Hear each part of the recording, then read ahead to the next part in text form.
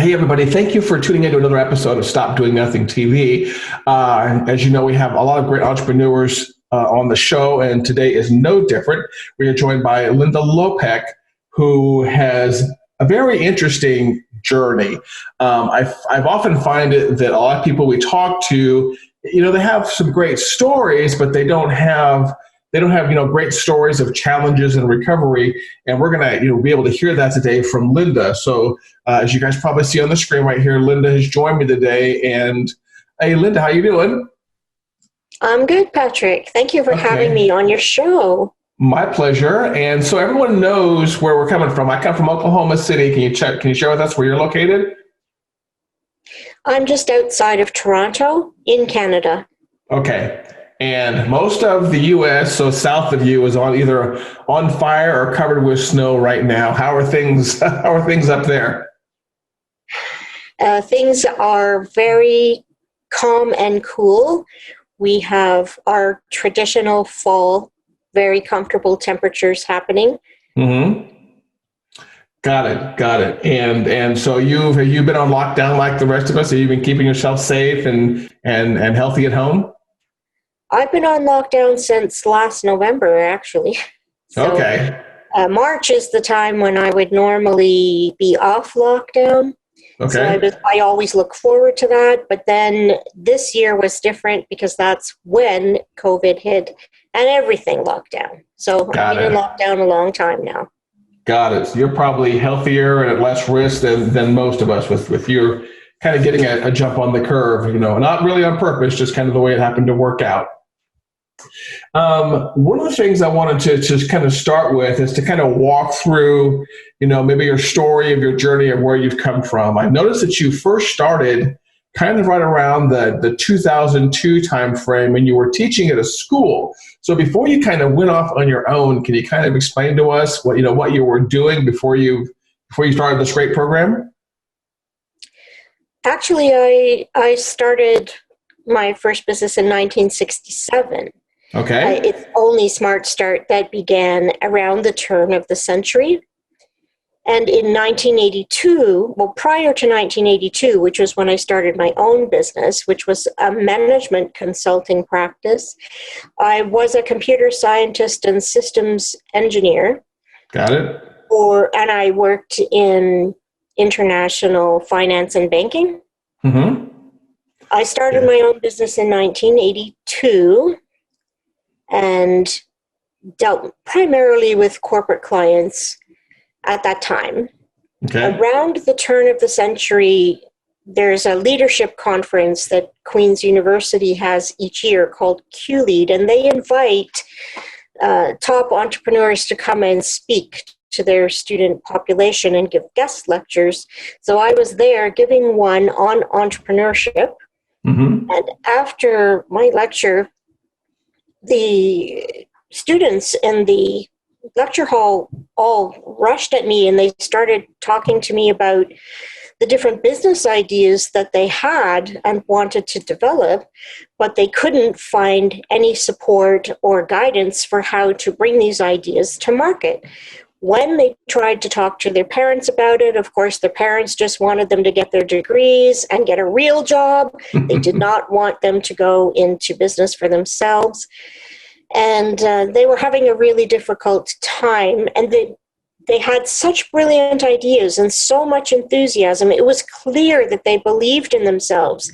And they just needed someone to help them bring their dreams to life and who didn't discount them for their age or their lack of business experience or anything like that.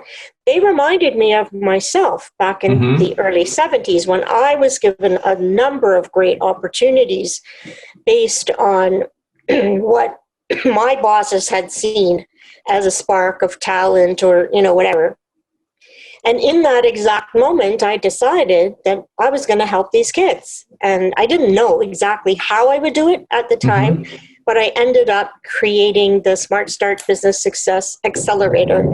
And since then, we've gone on to help thousands and thousands of new businesses succeed online, market themselves strategically, and live a business dream.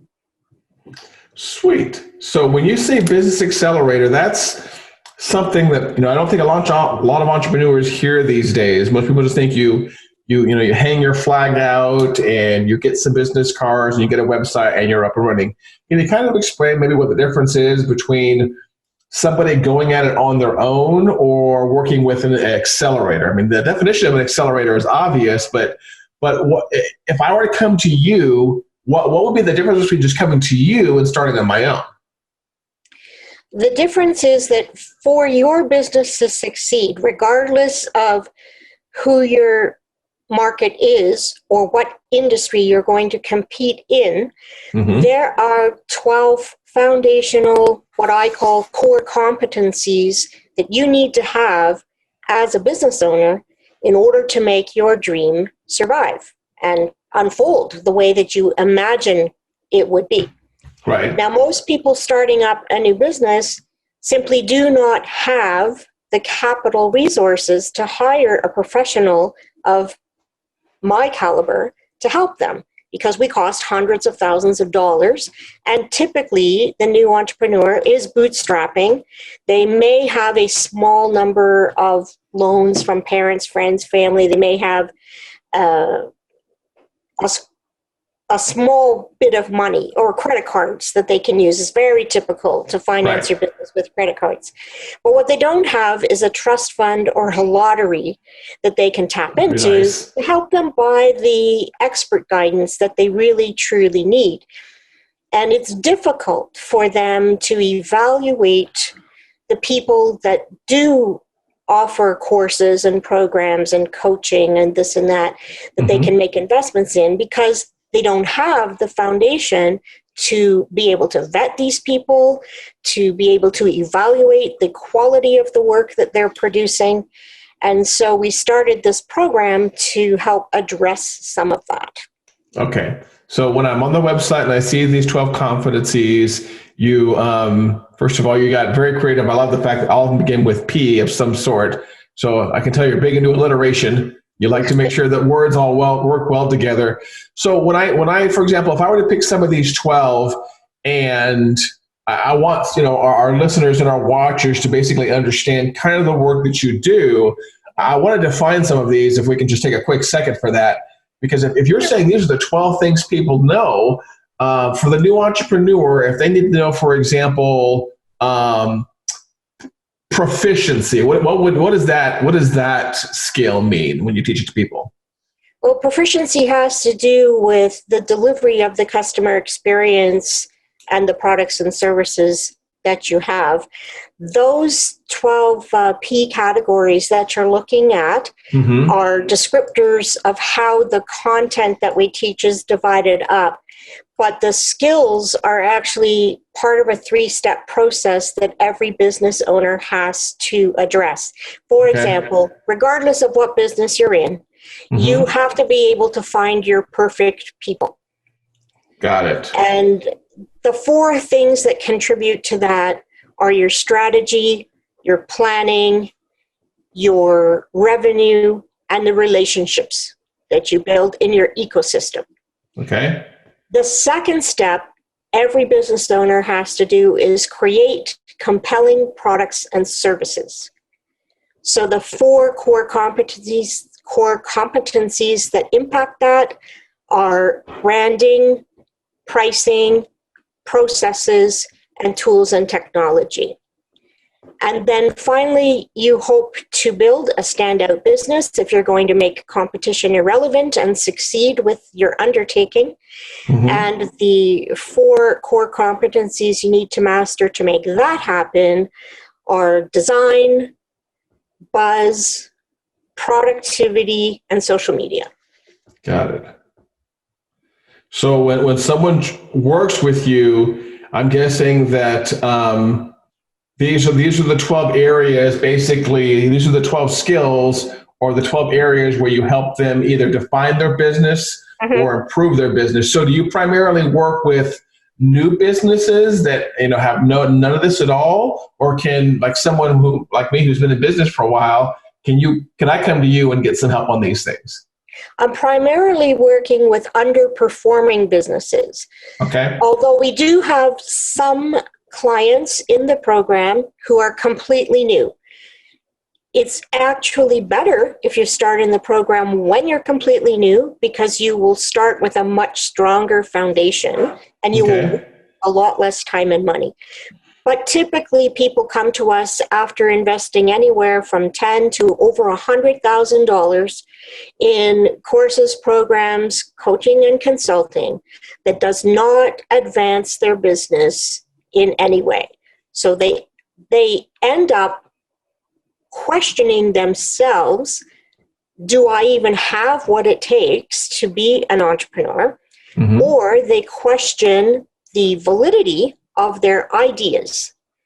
And they think, well, maybe I just have an idea that nobody wants. But when they come in, what we find is they just have not been able to get the guidance needed to understand how to take that idea, build it into something that's sellable, mm-hmm. and communicate that effectively to the target market, and then do the marketing in a strategic way that allows them to convert the idea from just an idea to something that creates sustainable income for them over the long term.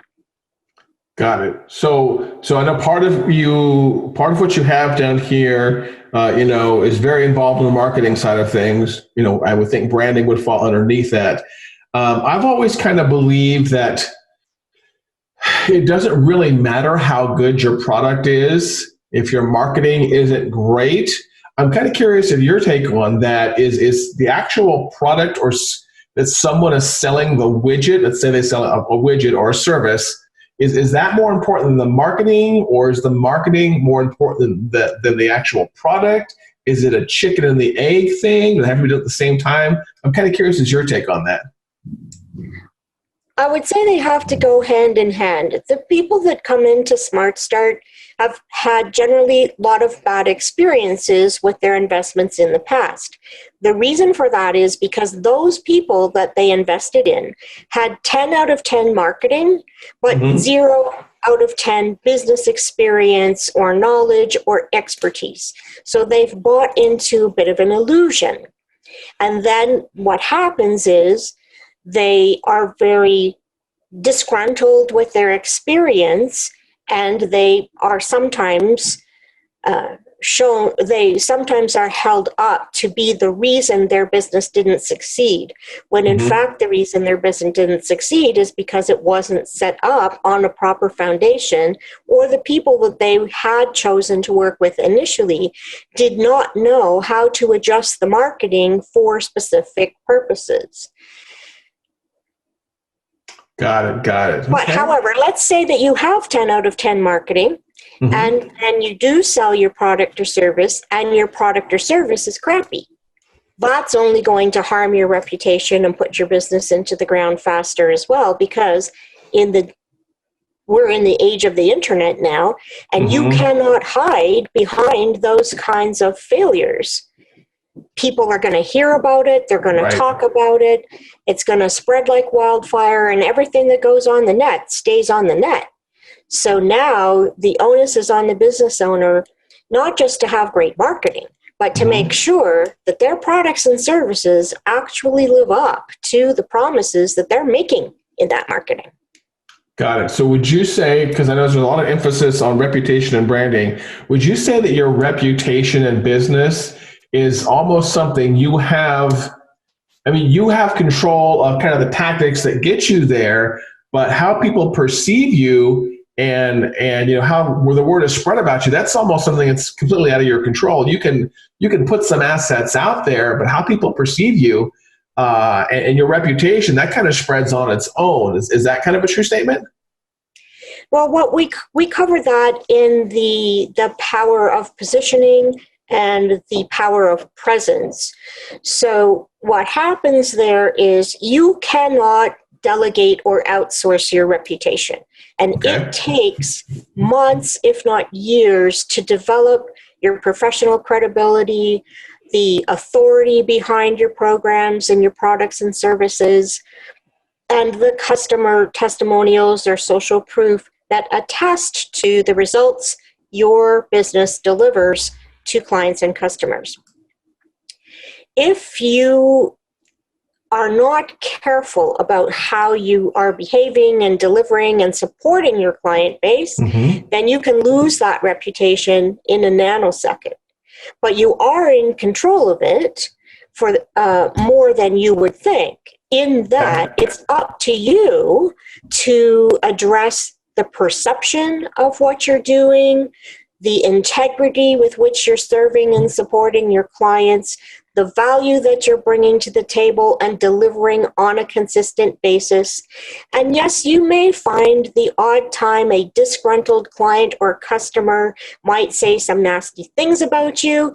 And what you need to be doing to protect yourself from that is to make sure that your processes and systems are frictionless, that you're living up to your promises, that the majority of people who are interacting with your marketing or buying your whatever you're selling, their experience is a contradiction of what the nasty person is saying about you. We call this the reasonable man test. So if a reasonable person experiences your products and services and in a way that is not the way the nasty person is talking about you, you have nothing to worry about. Got it. So if someone hears something bad about me, it's my job, if they come to me, to make sure that everything about me kind of proves that, but almost what that bad person's saying has little to no validity. No weight.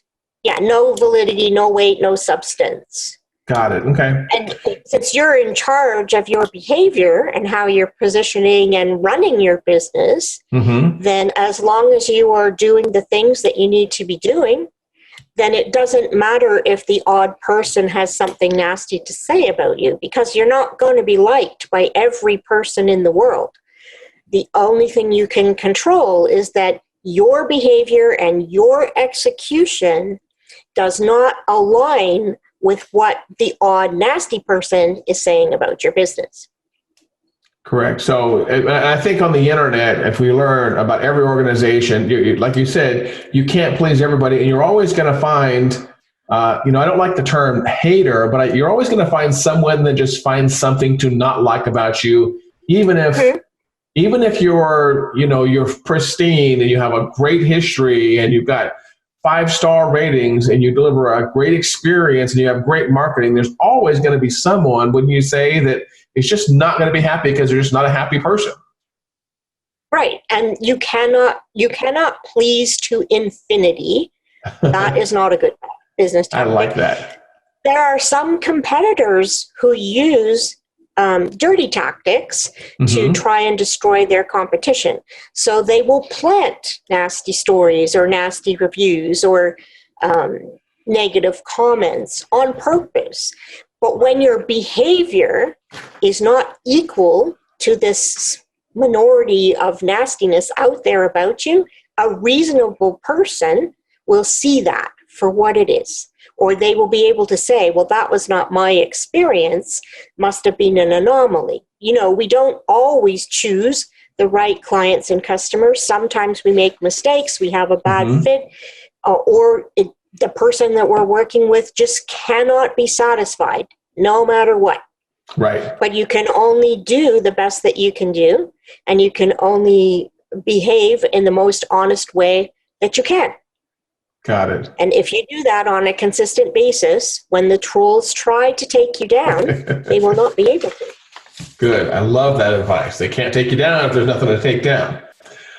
I know you said you kind of started this first business of your own in, that was 82. And then this particular program, Smart Start, was this the one that started in 2002? Yeah. Well, okay.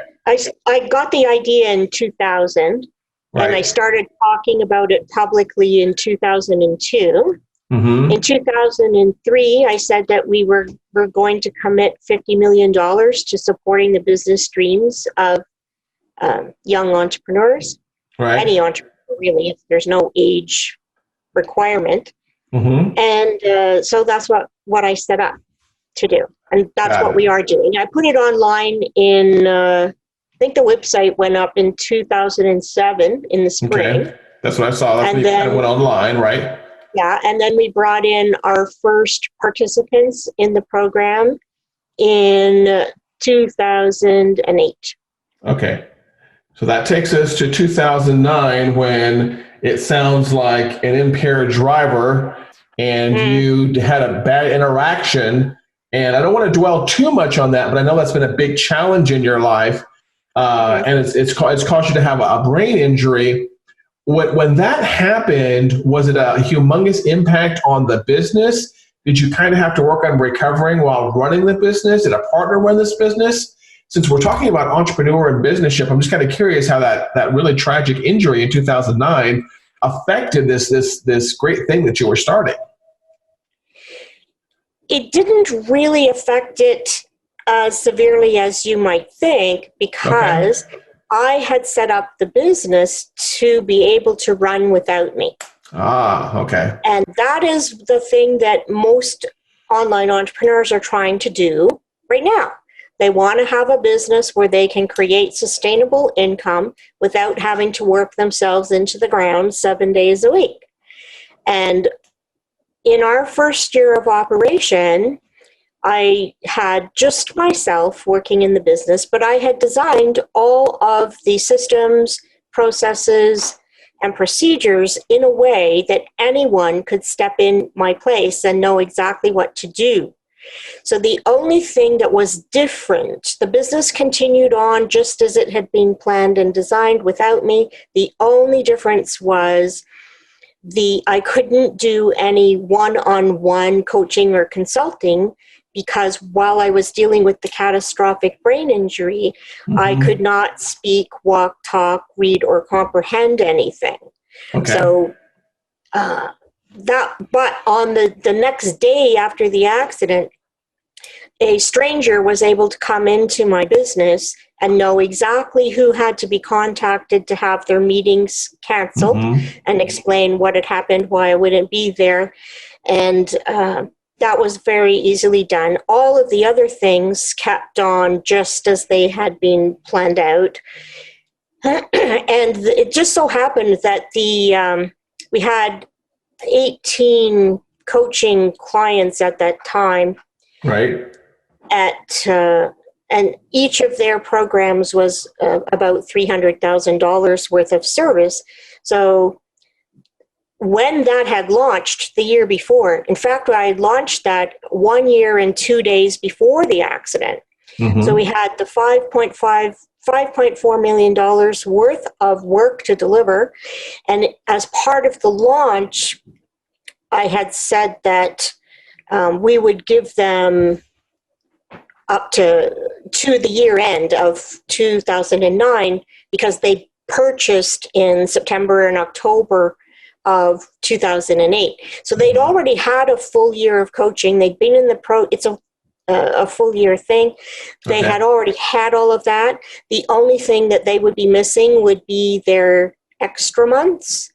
And because the program is designed that you begin working on your business immediately and Mm-hmm. implementing things right away, you are already strong and established. It just coincidentally happened that I couldn't give Mm-hmm. you free chats with me to continue Right. the coaching after your implementation, because I couldn't speak. Got it. Okay. Good deal. So it sounds like you probably one of your strengths, if not the strongest part that you handle, is just business process setup, which allows the business to run without you because it had hardly, like you said, any impact at all. Yeah. Well, the contribution that I think I make to our clients in the program the most is the depth and breadth of my own professional experience. So if they Okay. say, I want to achieve ABC, I already know what's going to have to happen to make that a reality. And then I can explain that to them and guide them through the execution of that to the highest level of performance required for them to be successful. Okay. And the other thing too is, because I've been doing this for 50 years, I see things that they cannot see. And they don't know, they know what they want to do and they know where they want to go ultimately, but they don't know how to get there. And they don't know what's the next thing I need to focus on, or what is the order of events that I need to address to make this happen. I know that. And so that's the missing gap that I fill in for them. And then because I've served so many thousands of clients and managed so many projects and built so many businesses myself that have all done very well, I have grown my own professional disciplines to very, very high levels. And so when I give them advice about something that they might do or how to handle a particular problem that comes up for them, it's coming from real world experience, not from theory. Got it. That's the key part that I think people should, as they're listening, should take. One of the things they should take away is just your breadth of experience. I'm sure 5+ decades of experience. That if you say something, or you say something should be a certain way or should not be a certain way, you're not speaking off the cuff. You've probably been there and done that for most things in the business world. Yes. Now, I'm not saying that I know everything there is to know about everything, because I don't.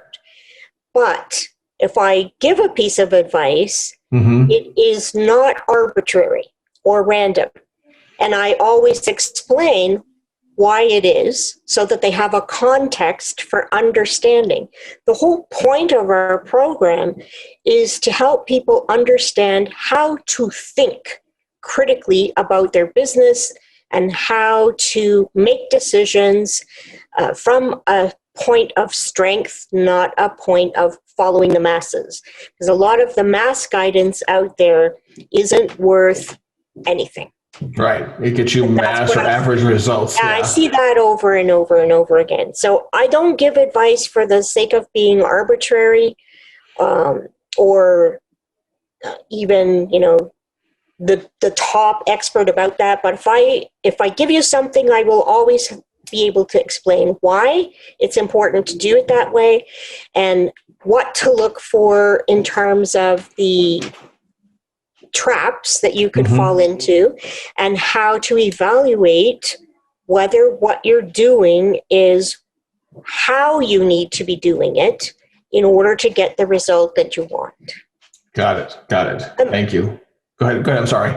I was just going to say that part of the reason I was able to build up the skill to the level that it is right now is that I'm myself a leading expert in 6 professional disciplines.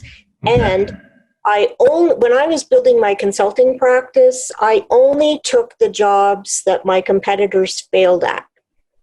So all of my experience comes from turning around situations that others could not resolve. And the way I was able to do that was because I just see things differently than other people.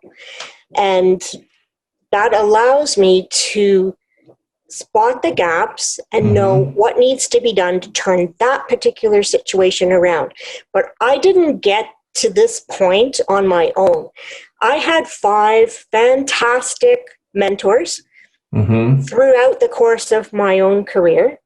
These men gave me opportunities that risked their own careers to capitalize on helping me grow professionally. And when I screwed up, they didn't mess around with that. They told me right away why that was wrong and what I needed to do to correct myself. It's not enough to be smart. You have to have people looking out for you who want you to succeed and who are willing to tell you when you're off base and why you're off base. So I had the benefit of those kinds of mentors, and a lot of them, they didn't have to spend time on me. And I remember one in particular really nasty afternoon of correction.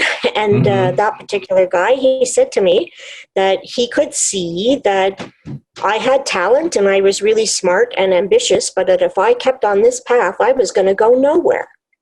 And he knew that he was betting that I would be smart enough to take his advice and correct my course. And I did. And I was never the same kind of executive after that. And so I kind of I actually created Smart Start to honor my mentors, because I knew that I would not have achieved the tremendous levels of career success that I had without their guidance. And when I saw these kids coming to me with all of their business ideas, I just felt that I had an obligation to give back, because I saw myself in their enthusiasm. I was given opportunities and guidance and correction when I needed it. And it just seemed a natural course of events to do the same for them that had been done for me. Yeah, I call that lifting people on the shoulders behind you. I mean, so that's a good way of looking at it. Yeah, yes. I mean, someone put me on their shoulders when I started my business back in 1998, and very much like you, I feel obligated to do it with people that I see starting up every single day, whether it's correcting minor issues or, like you pointed out, sometimes people don't even know where to start. I see that a lot. Just they think that. They think that the first thing you do is get business cards, or the first thing you do is build a website, and all that stuff is just no, it just doesn't work that way. Exactly. On your website, it looks like basically people apply to work with you and apply to get you to invest with them. So for our viewers and people listening to the podcast, if they want to work with you, which it sounds like it would be a great experience, and they go to the website, can you kind of give an idea of maybe, if I'm going to go here and I'm going to apply, is it a long application process? The application is long, yes. Okay. There are no wrong answers to the questions. But in order to make sure that I can help you, I need to know where you're at mentally right now, what your idea is, what assets you have in place, and what you want to do with your business. The very first step that we take is ensuring the economic viability of your idea. Okay. So I can't help you if your idea doesn't have a market or is not economically viable for whatever reason. So we always check that first. The next thing we look for is your attitude and openness to learning and your seriousness about doing the work. Because for every person that we accept into the program, I will be donating 6 figures worth of support to the individual, and they will be paying a very small percentage, usually about 5% of my fee for that. The reason we have our participants spend money as well on the program is there is no reason in the world why I should be more invested in your business than you are. Right.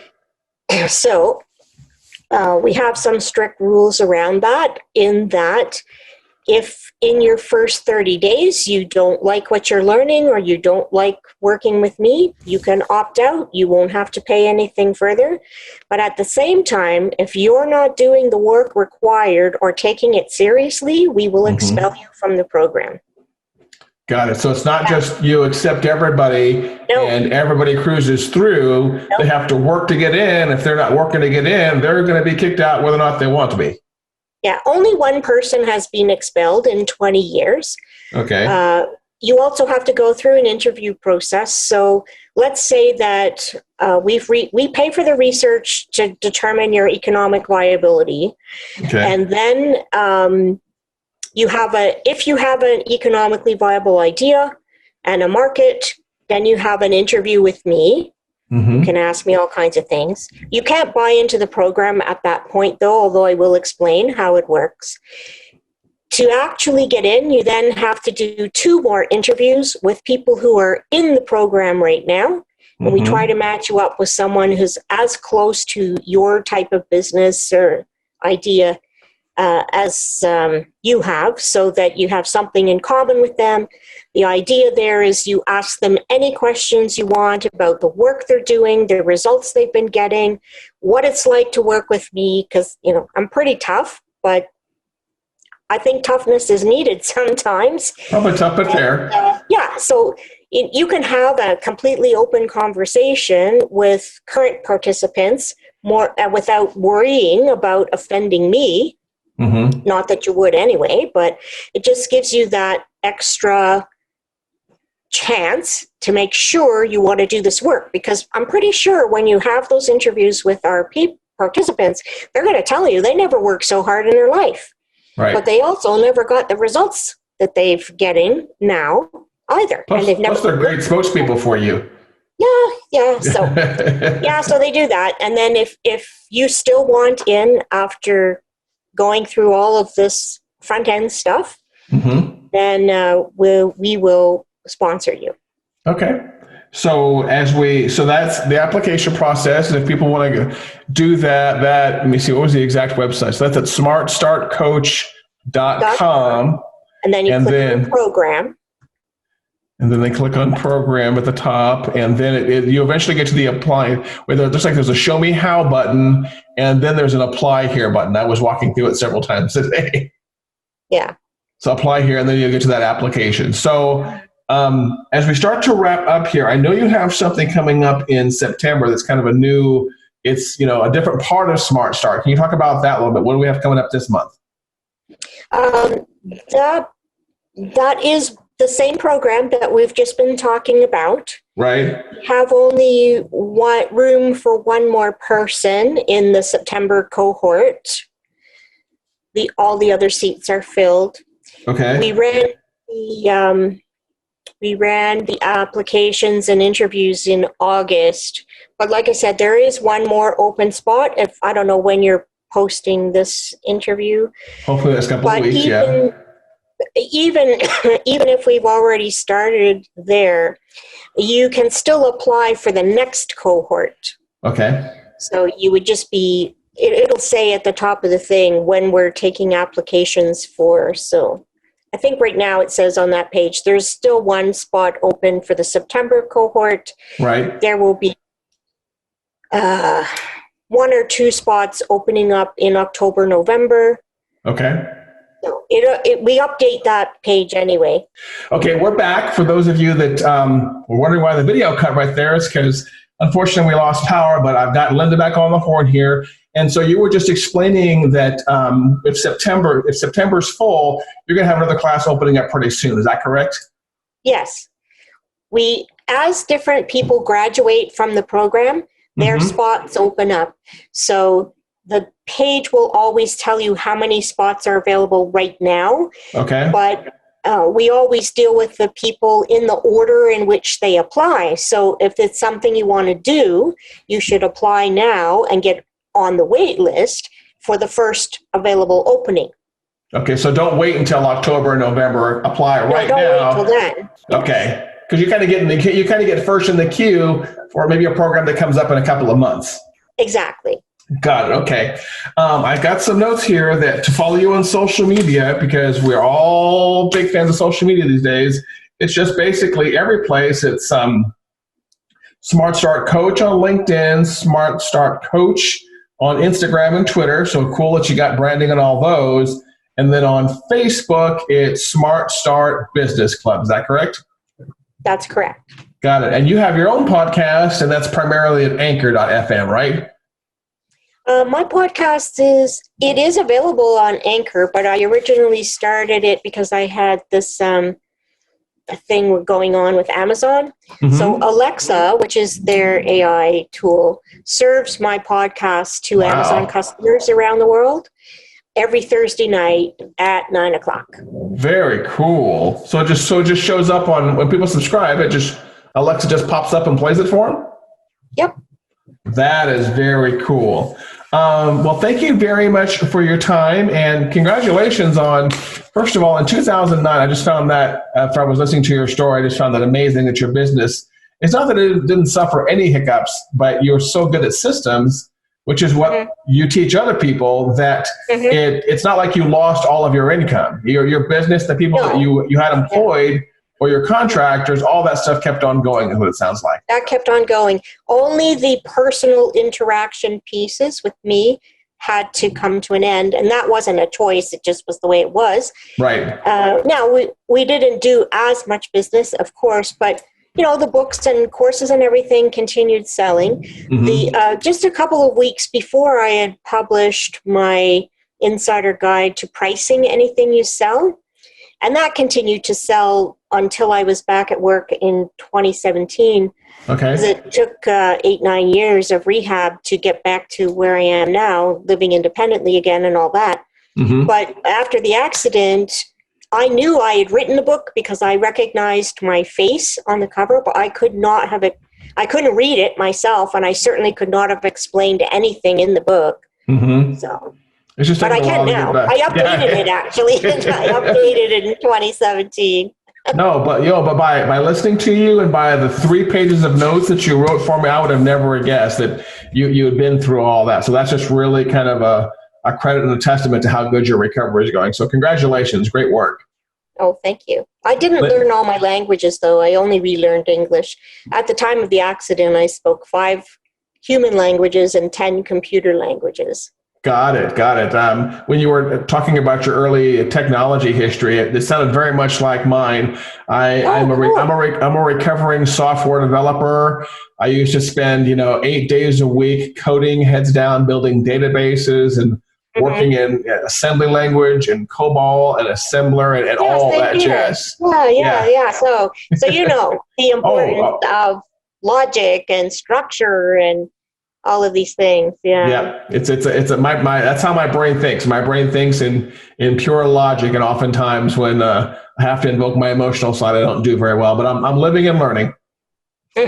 Aren't we all? Exactly. Well, thanks again for your time. And as soon as we get this episode out, I'll let you know so we can get your whole audience listen to it also. Yes, I'll help you promote that when it's ready. You just let me know. Got it. Okay.